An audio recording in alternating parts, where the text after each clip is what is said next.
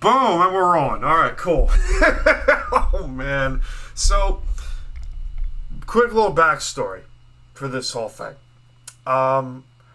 We originally recorded this about a week or so ago, like a week or two ago. Volume 24 BS Sessions featuring Dave Moggio of Touraine Watches. We recorded this about 2 weeks ago. The audio crapped out because there was a massive echo and a massive audio delay on this whole thing. So we finally rescheduled this whole thing day before Halloween, but worth it in the end. So here we are, and it took 20 minutes to figure out the problem about this whole thing. It turns out you can't have two microphones rolling at the same time, one of them being Skype, the other one being my regular microphone, which, if you can see on YouTube, is right here.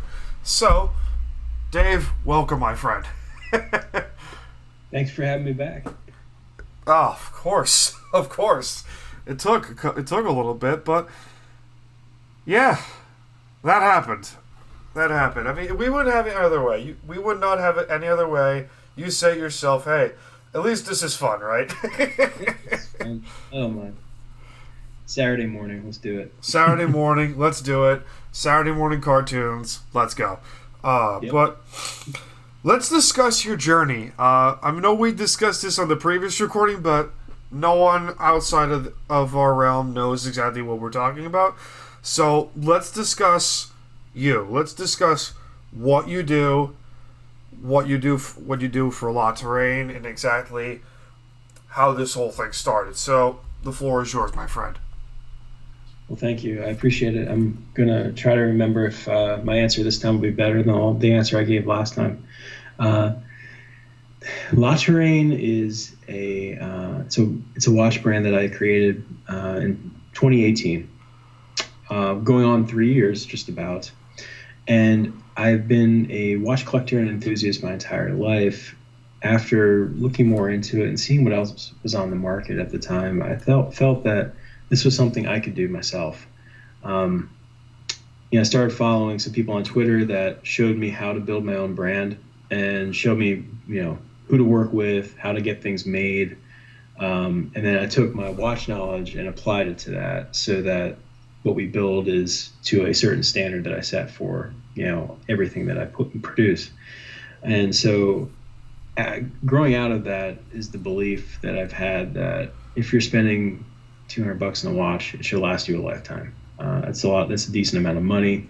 I don't think you should have to spend thousands in order to get something that's, frankly overpriced.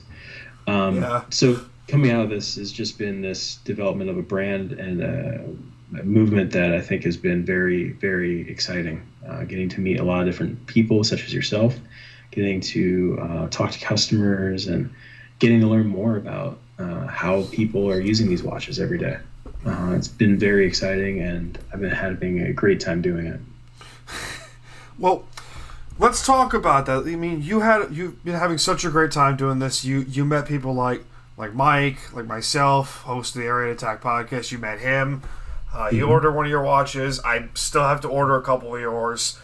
Been slacking on that, but I admit that. That'd be a good discount. But let's talk about your biggest support system. I mean, I'm sure you've been through a lot of disappointment throughout this whole thing. It's just, you want this to succeed. And who has been your biggest support system throughout this whole journey of the last few years? Oh, yeah. So my biggest support system through all of this has been my family, my wife in particular. Has always been there to support me through it. And there's never been a moment where she's gotten in my way or told me don't do this or anything like that. She's always just been fully supportive behind it. So without that, I probably would have closed up shop after not selling a watch for 6 months, right? Those are the moments where, yeah, I wouldn't blame you. Where you're really tested as an entrepreneur, and she kept me going. I wouldn't blame you on that at all. I mean, the loving support of a great wife. Yeah. I can't speak for that yet, but Game changer, man. It is a game changer, honestly. I can do so much more now because I have her. And I like to think that we have that for each other, right? Life gets a lot easier when you have someone that aligns with your goals and dreams and wants to see you succeed. So yeah, huge support network right there. Um, you're a Philadelphia sports fan. You are a Yep, Philadelphian at heart. at Um, heart. I mean, I'm a New Yorker at heart. I got the unfortunate Islanders tattoo. I mean, you saw Okay. before, and I got Long Island right here. So, has being a Philadelphia sports fan helped you deal with heartbreak in the end? Man, I mean, what uh, happened, man? You got the Eagles that just it went to uh, shit real fast. You got the Phillies who yep. they're okay. The Flyers are okay, and then you get the 76ers, which is like, what's going on there, man? This is an entirely different podcast, the discussion. If you really want to go for Philadelphia sports thoughts, let's just put it this way. I was raised in Allentown, Pennsylvania. If you were not a fan of Philadelphia teams, something was literally wrong with you. Because they would either beat you up if you weren't a fan of those teams, or Yeah, some, or you hit your head or something. So cheering for Philadelphia teams is like family. I mean, they are like a part of your family, generational, attachment to those teams. Your grandfather comes over, your uncle comes over, your dad, your mom. Everybody's a fan of Philadelphia teams in the family. So everything's very passionate because of that. And the lifetime of disappointment that came from being a Philadelphia fan, I think honestly, it did two things, and I think it does two things in most people. One, it gives you that ability to handle negativity because you're continually faced with it because the team is awful.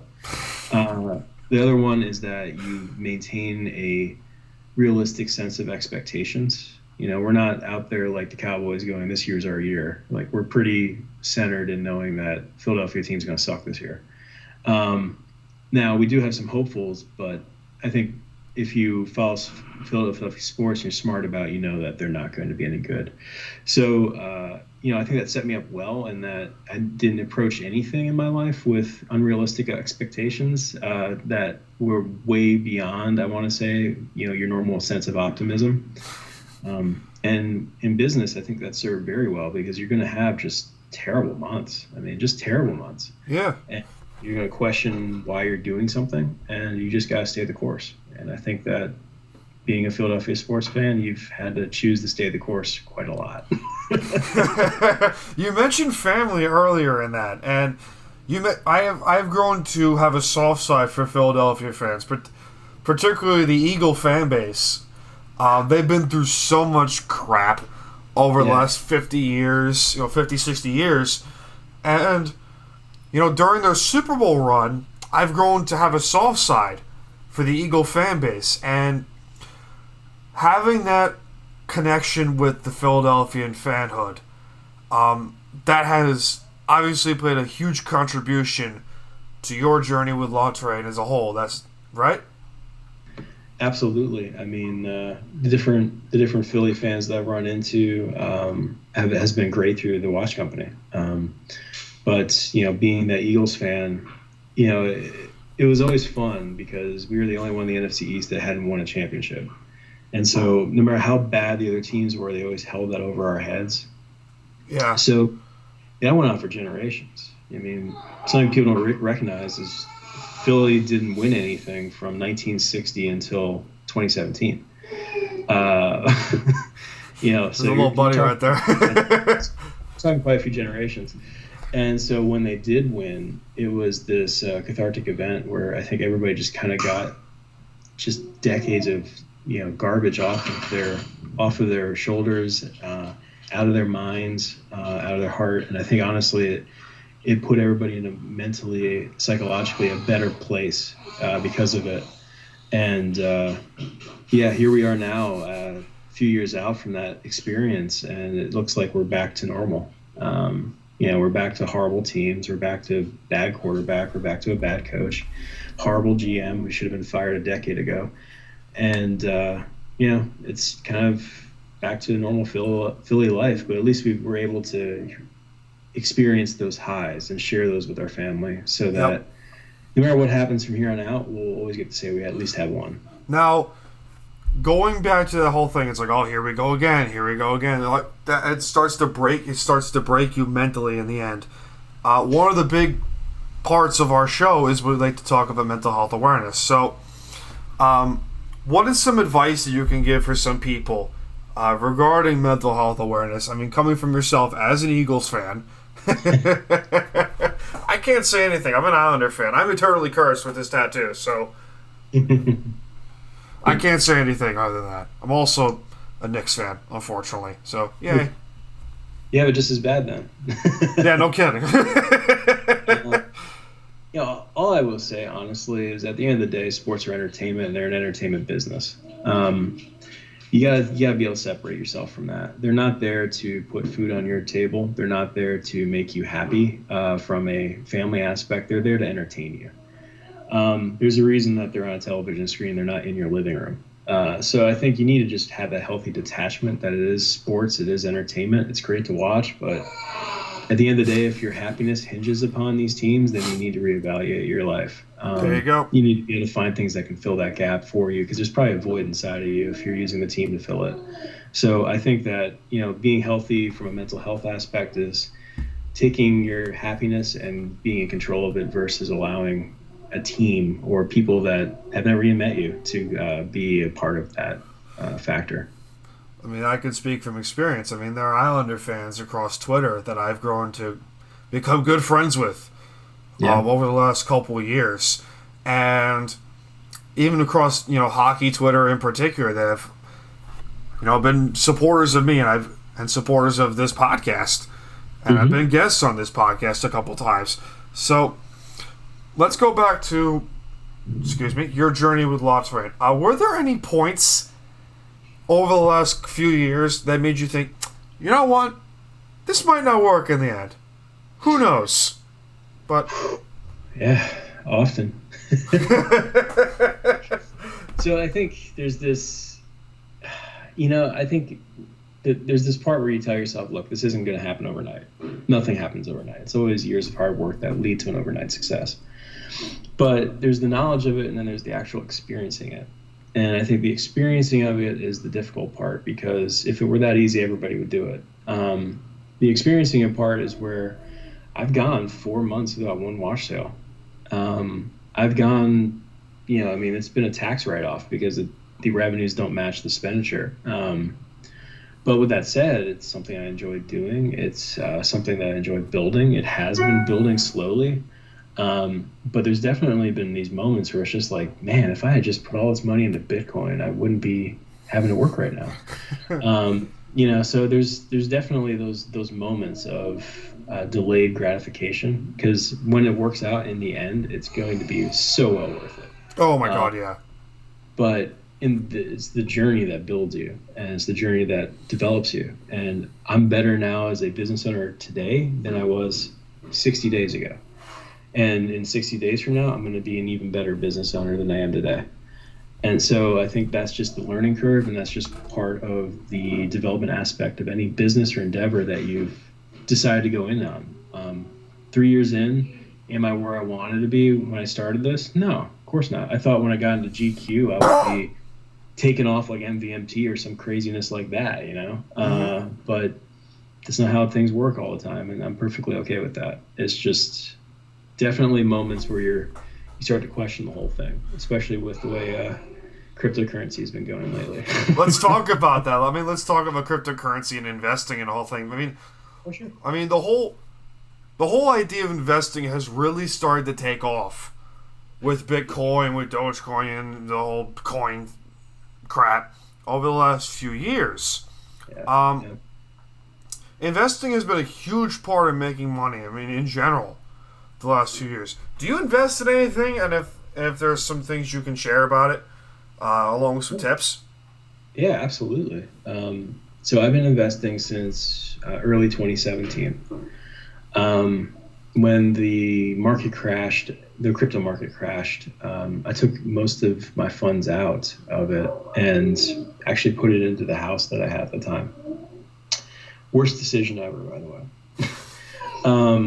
With that said, I think that the biggest key here is that it's a new and exciting space. There's a lot of publicity to it. It's not going away. If it were going to go away, it would have gone away like 5 to 8 years ago, and it hasn't. So it's only growing. It's only getting bigger. And I think that the biggest key I can tell people is to stick to the major projects, depending on your risk level, and just dollar cost average. Don't look to day trade. You will get burned if you try to day trade crypto. It's impossible. So just dollar cost average and focus on the ones that you want to have in your possession in 2030. Don't think about 2022, 2021. Think about 2030 and where you want your holdings to be. And I think it's going to work out just fine for you, because we're still very early. This is not. Yeah. This is not the peak by any stretch of the imagination. So let's say someone like me who hasn't gotten into investing or to cryptocurrency yet. What's some extra advice that you can give to someone like me who is trying to get involved with it but hasn't really got into it yet? Well, avoid feeling like you missed out. You are still early. You can buy fractional pieces of a coin, so don't feel like if you can't afford one whole coin, you can't do crypto. You can buy fractions. So what I would say is stick to the majors to dip your feet in, because you're going to have less risk. So that's Bitcoin, Ethereum, and I would do something like Chainlink, and just set up weekly buys or bi-weekly buys or monthly buys, whatever you're comfortable spending, and just that's pretty much it. Go through Coinbase. They have KYC checks. They're following New York State regulation and legislation, so that they're most regulated of anyone. Them and maybe Robinhood, but Robinhood, not to get too technical, but you don't actually own your coins if you get coins through Robinhood. So stick to Coinbase, and as part of that, just keep holding and buying, and it'll work out for you in the end. Naturally, there are regrets to any individual person when it comes to businesses or outside of businesses. When it comes to starting their own business, what are some regrets that you can share with us in the audience that you'd be willing to talk about, if any at all? Well, I wouldn't say necessarily regrets, because without them I wouldn't have learned the lesson, right? And it is business, so it's not fatal. I will say that I think early on I was very focused on follower count, and I didn't understand quite how that worked. So, I was trying to just get followers and anything I could do. And, just because you have a high follower count doesn't mean that they're actually engaged or active. So that was a mistake I made early on. Another mistake I made was probably letting my email subscription list die off for a while, where, I was like, well, I don't want to be annoyed by sales emails. Why would anybody else want to be annoyed by sales emails? Well, at the end of the day, they work. Otherwise, people wouldn't do them. So I've been starting to try to pick up more of a community feel on the email list, and not have everything be a sale, but, try to show more behind the scenes stuff, build a community. And that started to work out pretty well. Another mistake I made was probably not promoting the brand as much as I should, because I didn't want to annoy people. And yet, guess what? If you want to sell something, you got to let people see it a few times before they're comfortable buying it. There you go. Yeah.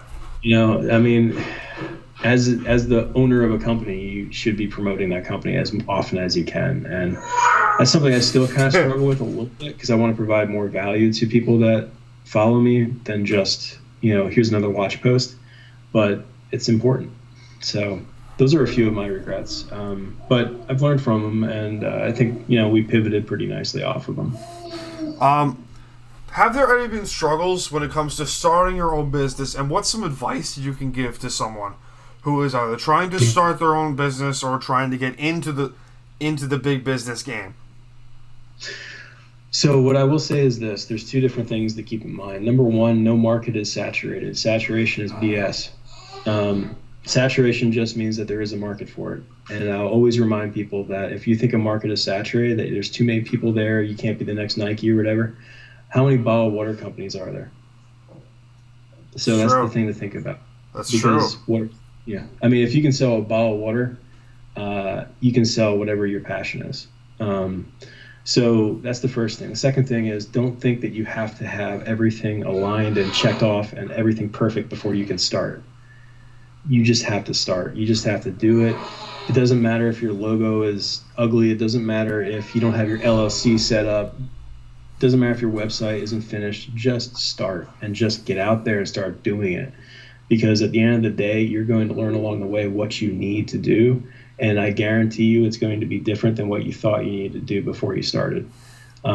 So all I can say is take action. Without action, there is no change. And all the thinking in the world ain't going to get you anywhere if you don't actually do something with it. So from a business owner perspective, take action, and perfection is the enemy of good. There you go. There are more and more people in this world, particularly young folk. They're late teens, early to mid 20s, sometimes even their like early 30s, that are getting involved in their own business. I know a couple people that are starting to become their own music producer, travel agency, etc. And whole like they want to be the next Anthony Bourdain, or so. I know it's a terrible reference to think about, but hey, there you go. He's famous. There you go. What is that show about big companies? Like, let's throw in, for example, like big car businesses. What is that show about the big business now? Is it starting to fade off? It's a great question. What I would say is that big businesses aren't going to go away. They control too much capital. They have too many assets. They have too much cash on hand. I think betting against that, you're going to lose. But what I will say is that you're starting to see more of a decentralization. And I think crypto plays a part of that. But I also think that people are starting to recognize that maybe, I think, honestly, COVID also helped accelerate this. But I don't need to be in an office to make a living anymore. I don't need to work 9 to 5 and then that's it. I can do my own thing at my own time, at my own pace, at my own location. And I think that that's creating more people to just explore what else is out there for themselves and to dip their toe in while they're on a conference call, Skype. They can be writing an email for their side hustle. So I think that you're going to start to see more people just do their own thing. More power to all of them, because I think that ultimately it's going to be a good thing because more people are going to be in charge of their futures than ever before. You mentioned before COVID helped accelerate this whole thing. Did COVID help you in this case? I mean, COVID helped me in many ways, but I wouldn't say LawTrain was one of them. It gave me the ability to focus a little bit more on LawTrain during the workday, but never to the point where I was not paying attention to my normal job. Normal job pays the bills. That's the one that I have to focus on. But I do think it helped from the aspect of I'm around my family all the time now, which I love. B, I don't have that commute anymore, which I hated. C, I can kind of just be by myself now more often than I used to be. I don't have to worry about people popping into my office just to chat or, any of those side conversations that would take me away from getting work done. So I feel like I'm more efficient overall. There you go. There you go. And that's a good thing, because efficiency it's a great thing. When you're able to do a lot more, it's great. It's amazing. We'll close up the show with this because I understand you're a very busy individual. You see guys like Jeff Bezos, the owner of Amazon, and Elon Musk, the owner of Tesla. You see these two become the two richest men in the world, and eventually they'll become the first trillionaire. I mean, it's amazing. You look at guys like Warren Buffett, who were a lot of people's hero in the end. He was the champion at investing. He was the champion investing and making money. What inspires you about them? And do they help remind you, just keep going in the end? I'll be honest, they've never been my inspiration. Sort of like Lamborghini has never been a goal of mine. I always found inspiration more in just having the ability to do what I want do what my family wants, right? Like we don't have to go to an office today. We can hop on a plane to Italy if we wanted to. That's been my goal. With them, I think Elon's a genius, like a certified genius. I think he's more intelligent than people understand him for. I think Bezos obviously is very intelligent too. I mean, you don't get to be to that at that level without having a very high IQ. You just don't. There you go. Warren Buffett, to me, I mean, I think what you're seeing is the dichotomy of the old economy, and Warren Buffett's the old economy, and then you have the more digital economy in the future, which is what Bezos and Musk represent. So I'm expecting their wealth to hit the trillions, like you said, and I think that a lot of people are going to ask, why not me? And you're going to see a whole new wave of entrepreneurs come out of that. There you go. One more thing before we do close this off. You did mention before how the new economy is going to take a gigantic step forward with guys like Bezos and Musk and all those guys. You know, Bill Gates is somewhere in there, but not entirely. Yeah. What's some advice that you can give to future entrepreneurs that want to get involved in this? Oh, thanks for asking. So I think the first thing is that you have to have the ability to be prepared for Web 3.0. What does that mean? That means that you're going to have to be really looking into cryptocurrency. You're going to have to be really looking into DeFi, and then you're going to have to look into e-com. The brick and mortar business, for the most part, is dead, with the exception of, I think the important services that you still need to go physically for. But I think you're going to see a transition away from that at a rapid pace post-COVID. So as an entrepreneur, focus on e-com and focus on the new payment world of cryptocurrency and DeFi. And I think you're going to be set up for a very good future. Amen to that. Damn, you made me want to get involved in this. Honestly, I don't blame you. It doesn't have to pay every bill, but if it pays one bill, then I think you're doing better than most. There you go. That's even if it means getting another tattoo in the process. Yep. Eventually, the Seahawks logo is going to go right there. But hey, whatever happens in the end, right, my man? That's right. There you go. All right, my man. Dave, thank you so much for doing this once again. We'll be sure to do this hopefully another time eventually in the near future. But thank you to those who tuned in to BS Sessions Volume 24. Volume 25 is up next. We'll be sure to find a date to record Volume 25 in the near future. But Dave Moggio, founder and owner of Touraine Watches, for BS Sessions Volume 24. Thank you so much, Dave. Thank you. And on over to latouraine.com. Thank you.